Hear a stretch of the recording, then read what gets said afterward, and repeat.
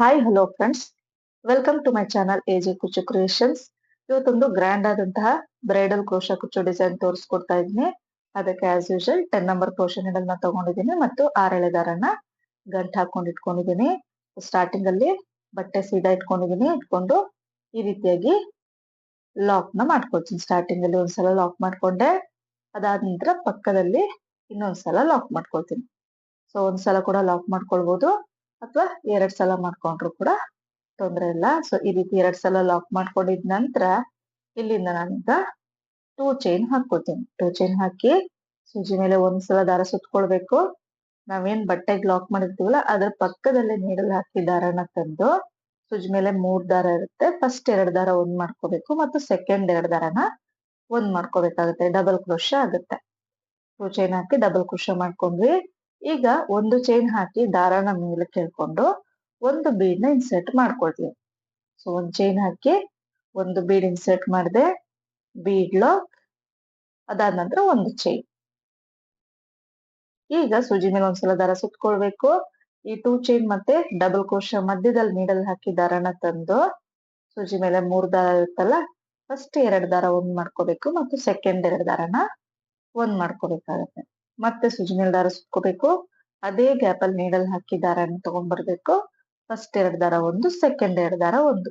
ಅಲ್ಲಿಗೆ ನಾವು double ಕ್ರೋಶಾಗಳನ್ನ fill ಮಾಡ್ಕೊಳ್ತಾ ಇದೀವಿ. ಅಂದ್ರೆ 2 ಚೈನ್ ಮತ್ತೆ ಡಬಲ್ ಕ್ರೋಶಾ ಮಧ್ಯಕ್ಕೆ ಡಬಲ್ ಕ್ರೋಶಾ ಫಿಲ್ ಮಾಡ್ಕೊಳ್ತಾ ಇದೀವಿ. ಒಟ್ಟು ನಾನಿಲ್ಲಿ 5 ಡಬಲ್ ಕ್ರೋಶಾಗಳನ್ನ ಮಾಡ್ಕೊಳ್ತೀನಿ.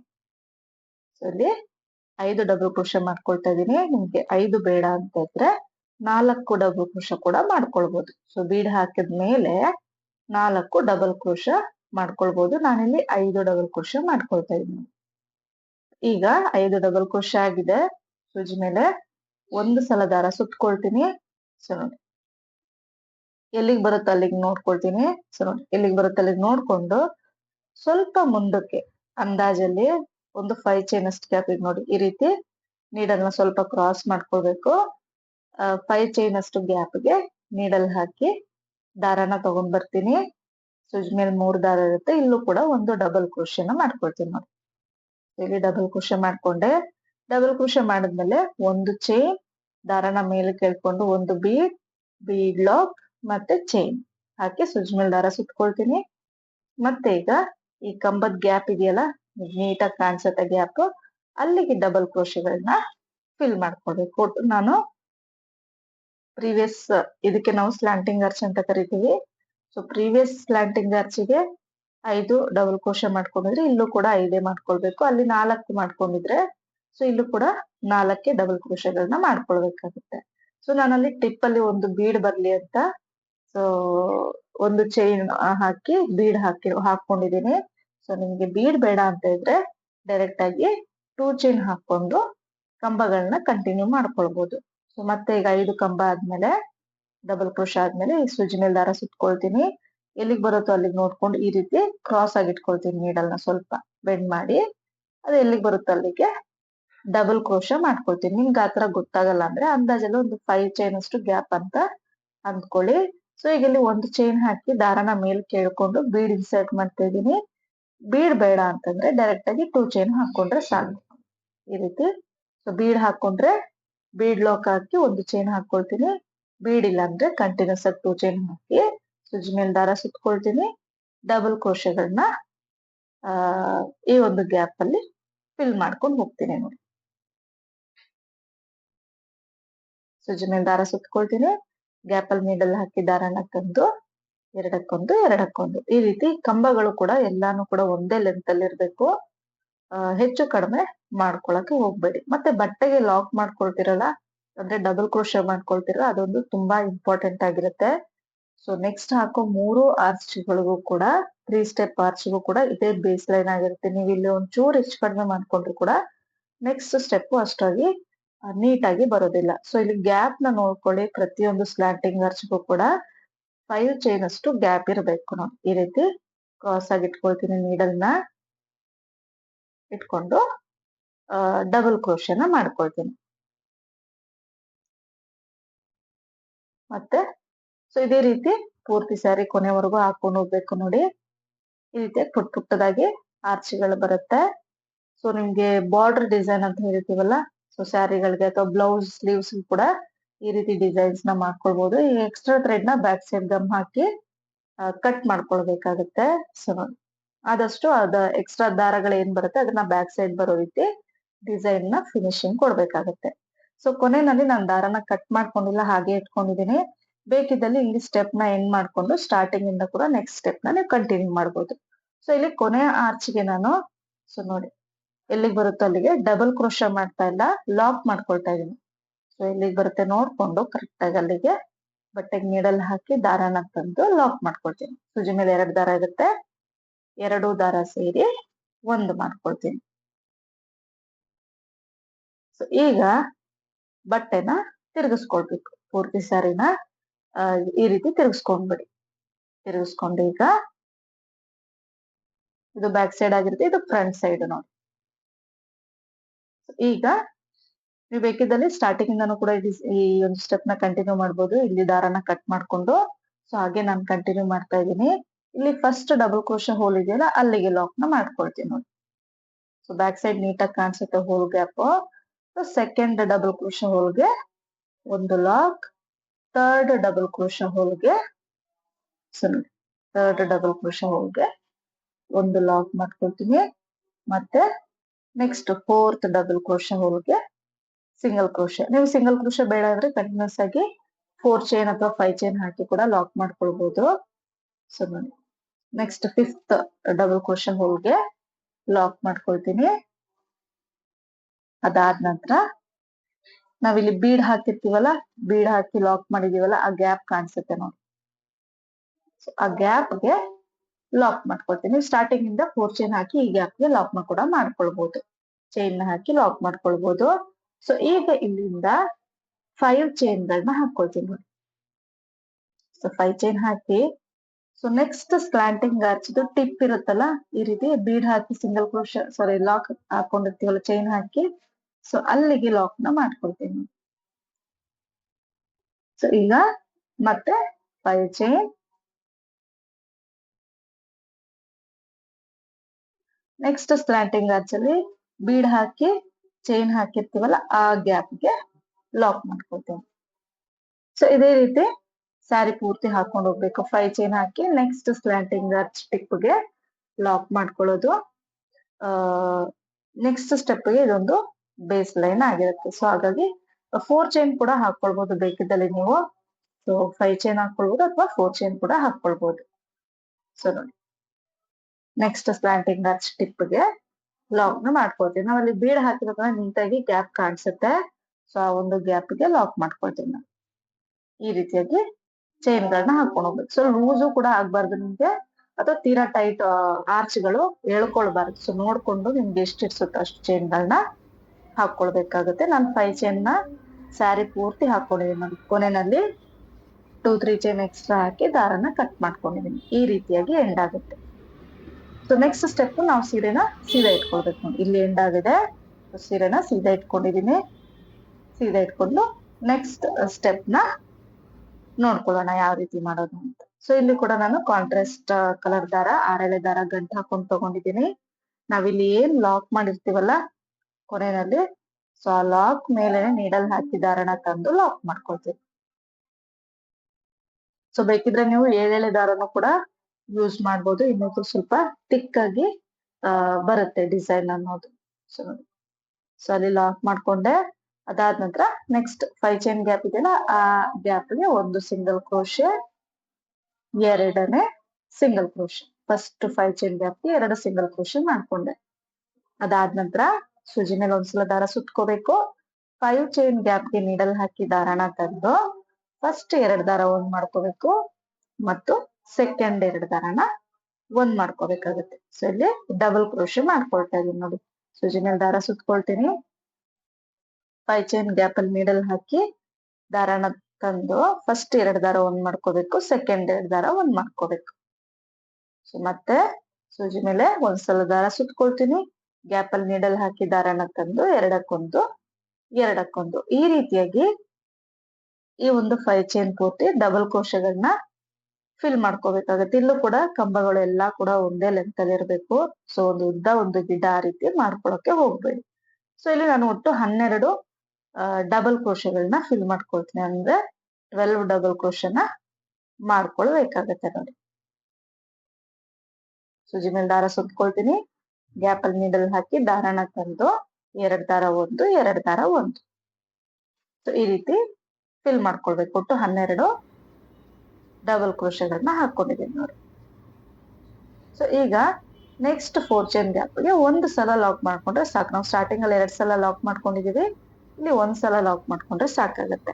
ಅದಾದ ನಂತರ ಸೂಜಿ ಮೇಲೆ ದಾರ ಸುತ್ಕೊಳ್ತೀನಿ. ನೆಕ್ಸ್ಟ್ 4 ಚೈನ್ ಗ್ಯಾಪ್ ಗೆ ಡಬಲ್ ಕ್ರೋಶಸ್ ನ ಕಂಟಿನ್ಯೂ ಮಾಡ್ತಾ ಇದೀನಿ. ಸೂಜಿ ಮೇಲೆ ಒಂದ್ಸಲ ದಾರ ಸುತ್ಕೊಳ್ಳೋದು, ಗ್ಯಾಪ್ ಅಲ್ಲಿ ನೀಡಲ್ ಹಾಕಿ ದಾರನ ತಂದು ಫಸ್ಟ್ 2 ದಾರ 1 ಸೆಕೆಂಡ್ 2 ದಾರ 1 ಮಾಡ್ಕೊಳ್ತೀನಿ. ಈ ರೀತಿ ಇಲ್ಲೂ ಕೂಡ 12 ಡಬಲ್ ಕ್ರೋಶೆಗಳನ್ನ ಮಾಡ್ಕೊಳ್ಬೇಕಾಗತ್ತೆ. ಒಂದು 4 ಚೈನ್ ಗೆ 12 ಡಬಲ್ ಕ್ರೋಶೆ, ನೆಕ್ಸ್ಟ್ 4 ಚೈನ್ ಗೆ ಲಾಕ್, ನೆಕ್ಸ್ಟ್ 4 ಚೈನ್ ಗೆ 5 ಚೈನ್ ಗೆ 12 ಡಬಲ್ ಕ್ರೋಶೆ, ನೆಕ್ಸ್ಟ್ 5 ಚೈನ್ ಗೆ ಲಾಕ್. ಈ ರೀತಿಯಾಗಿ ಪೂರ್ತಿ ಸಾರಿ ಹಾಕೊಂಡು ಹೋಗ್ಬೇಕಾಗತ್ತೆ. ಇಲ್ಲಿ ನೋಡಿ ಆರ್ಚ್ ಲೆಂತ್ ಕಡೆ ಗಮನ ಕೊಡ್ಬೇಕು ನೀವು. ಒಂದೇ ಲೆಂತ್ ಅಲ್ಲಿ ಇರಬೇಕು, ಇಲ್ಲಂತಂದ್ರೆ ಶೇಪ್ ಚೇಂಜ್ ಆಗ್ಬಿಡುತ್ತೆ ಆರ್ಚ್. ಸೊ ಹಾಗಾಗಿ ನೆಕ್ಸ್ಟ್ 5 ಚೈನ್ ಗ್ಯಾಪ್ ಗೆ ಲಾಕ್ ಮಾಡ್ಕೊಳ್ತಾ ಇದೀನಿ 12 ಡಬಲ್ ಕ್ರೋಶೆ ಆದ್ಮೇಲೆ. ಈಗ ಮತ್ತೆ ಸೂಜಿ ಮೇಲೆ ದಾರ ಸುತ್ಕೊಂಡು ನೆಕ್ಸ್ಟ್ 5 ಚೈನ್ ಗ್ಯಾಪ್ ಗೆ ಡಬಲ್ ಕ್ರೋಶಸ್ ನ ಕಂಟಿನ್ಯೂ ಮಾಡ್ತೀನಿ. ಈ ರೀತಿಯಾಗಿ ಕಾಣಿಸುತ್ತೆ ಡಿಸೈನ್.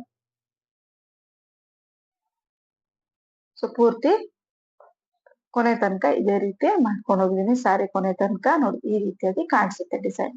ಸೊ ಇಷ್ಟೇ ಸಾಕು ಅಂದ್ರೆ ಇಷ್ಟೇ ಕೂಡ ಬಿಡ್ಕೊಳ್ಬಹುದು ನೀವು. ಇದಕ್ಕೆ ಸ್ಟೋನ್ ಚೈನ್ ಸ್ಟಿಕ್ ಮಾಡಿ ವಿತೌಟ್ ಕುಚ್ಚೋ ಡಿಸೈನ್ ಅಂತ ಹಾಕೊಡ್ಬೋದು ಸ್ಯಾರೀಸ್ಗೆ. ನೋಡಿ ಇಲ್ಲಿ ನಾನು ಇದನ್ನ ಹೆಂಡ್ ಮಾಡ್ಕೊಂಡಿಲ್ಲ, ದಾರನ ಕಟ್ ಮಾಡ್ಕೊಂಡಿಲ್ಲ. ಸೊ ಇಲ್ಲಿ ನಾವು ಡಿಸೈನ್ ನ ಎಂಡ್ ಮಾಡ್ಕೊಂಡಿದ್ದು.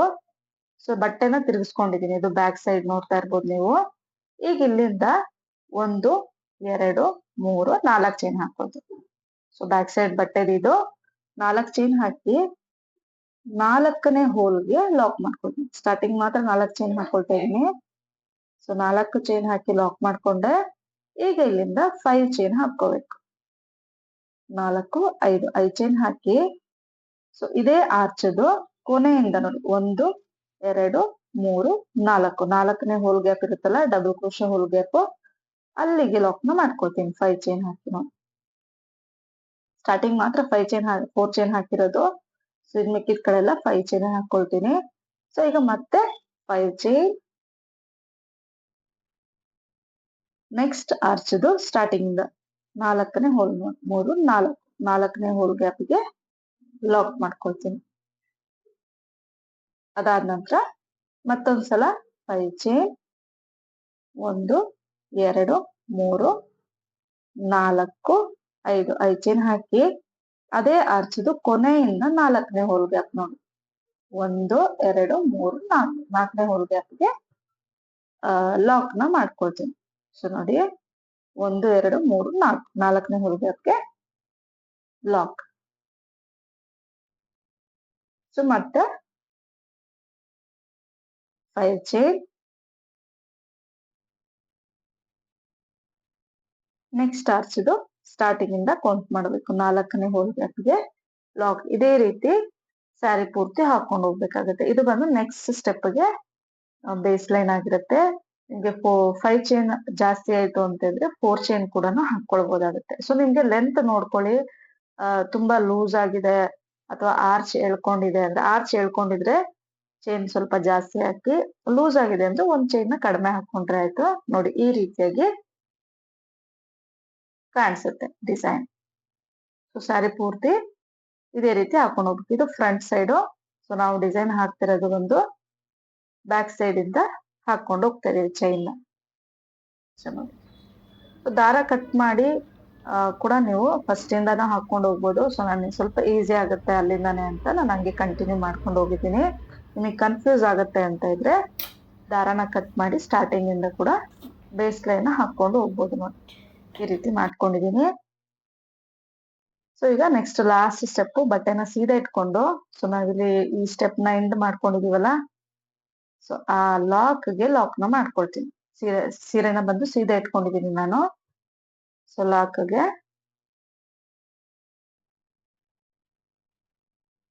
ಲಾಕ್ ಮಾಡ್ಕೊಳ್ತೀನಿ. ಸೊ ಅದಾದ ನಂತರ